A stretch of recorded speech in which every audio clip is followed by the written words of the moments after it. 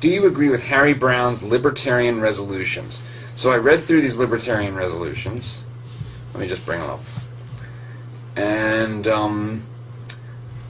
very strenuously, for the most part, I agree with them. Some of them are a little interesting, like, tuck your shirt in, don't be a slob, basically.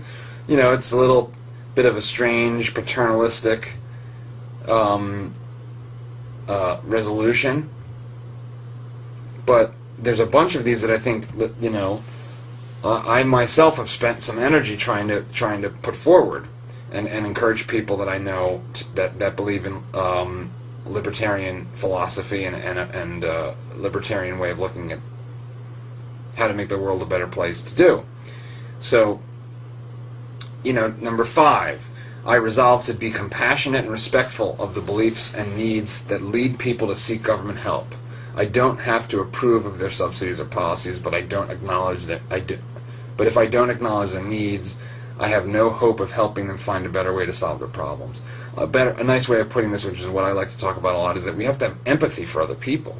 We have to have empathy not just for their situations, but for the way they understand the world, the paradigm, if you will, that they're operating in. What they see as legitimate and illegitimate, how they frame the way they think. And the way I think about it a lot is what is communication.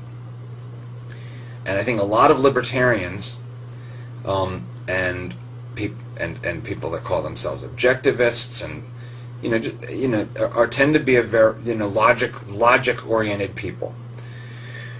And logic's fine, but logic doesn't win arguments usually. It tends to be emotion. It tends to be heart. So strategically, if you're not playing in that game, you're going to lose. You're going to lose out, and worse, you're going to lose out to horrible demagogues who are lying to people to make them feel good. So you shouldn't misrepresent your ideas to try to win in arguments, but you need to listen, and you need to be a nice guy, and you need to be understanding of circumstances, and you can't be so strident. Which again, I think sometimes if you spend too much time reading Rothbard, and even more reading than watching him. If you watch his interviews, he's much more of a charismatic, funny, warm-looking person. Then sometimes when you read him, the stridence comes through more, colder. But if you can't communicate your ideas in such a way that other people actually understand the meaning, you're not communicating. So libertarians have a tendency to focus, because of that logical bent, on the precision with which they explain the idea in the language they believe to be the correct terms.